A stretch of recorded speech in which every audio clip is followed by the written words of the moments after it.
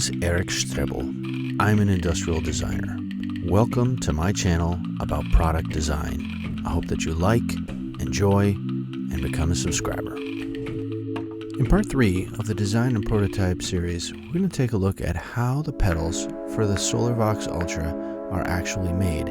We're going to be using a technique called vacuum forming to draw and form the blanks that are ultimately going to become the pedals. Vacuum forming is the process of softening or melting some plastic and drawing it over a form and then removing the air underneath that plastic and letting the pressure of the atmosphere form the plastic over your form. For a form, we're going to use some 20-pound urethane tooling foam that I've turned already ahead of time on a lathe.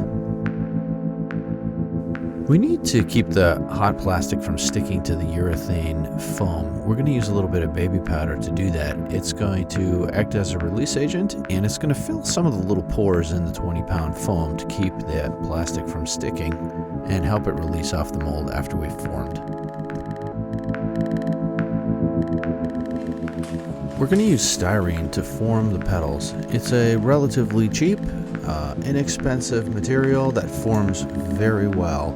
Here I'm just measuring the size of the blanks before they get attached onto the frame that's going to hold it rigid while we soften and melt the plastic and drape it over our form. Here I'm just scoring the plastic a few times with a utility knife, and then that's all that's needed, and you can snap it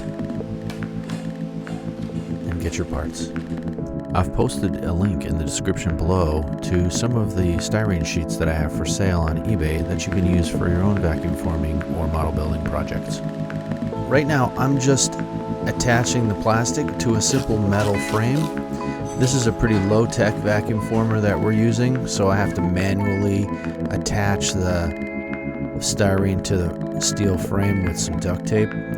Other vacuum formers may have a metal clamp or a frame that you can open and close and insert your plastic. This machine that I'm using does not.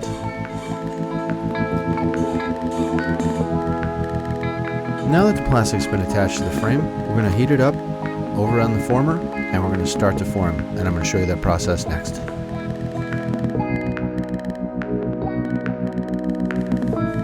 We're going to place the frame with the styrene just below the heater core here. I'm just placing a couple of wooden blocks to hold the plastic and the frame in place. I'm going to swing the heat over the plastic here to start softening it. I'm going to turn on the switch, and it's going to start to heat up the plastic.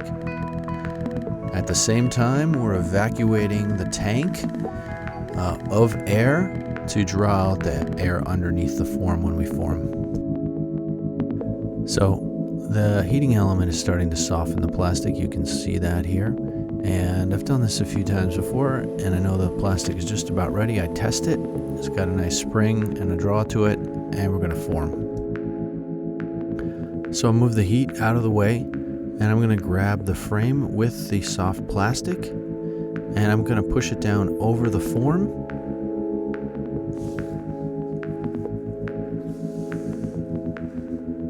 Now I'm going to let the air into the tank, and the atmospheric pressure is going to press down onto the plastic and form it over my urethane foam tool.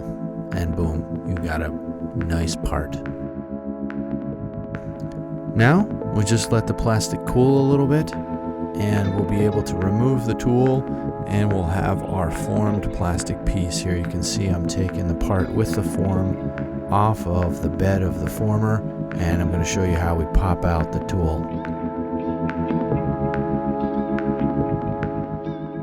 So back over on the workbench here, I'm going to take the duct tape off the frame and the plastic so that I can just work with the plastic and the form. I just need to bend it and flex it a little bit, and the part pops right out, and boom, we have a little shell that we've just formed, and we can make a whole bunch more.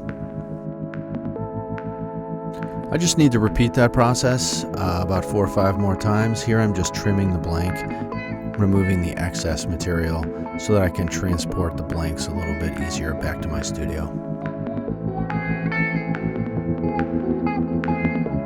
So I'm back in the studio, and I'm trimming the blanks a little bit further. I'm just using an X-Acto blade to go around and trim off that bottom little ring so that they lay nice and flat, because the laser cutter doesn't have a lot of Z height to travel up and down. And I do this to all 4 pieces, and that's what we're going to do in the next video, is we're going to laser cut all the petals out of the blanks. Don't forget to subscribe to my YouTube channel. You can click on the little icon on the bottom right of the screen to do that. You can follow me on Twitter, Facebook, and Google+. Rock on. I hope that you check out and enjoy some of the other videos that I have. Don't forget to like and subscribe.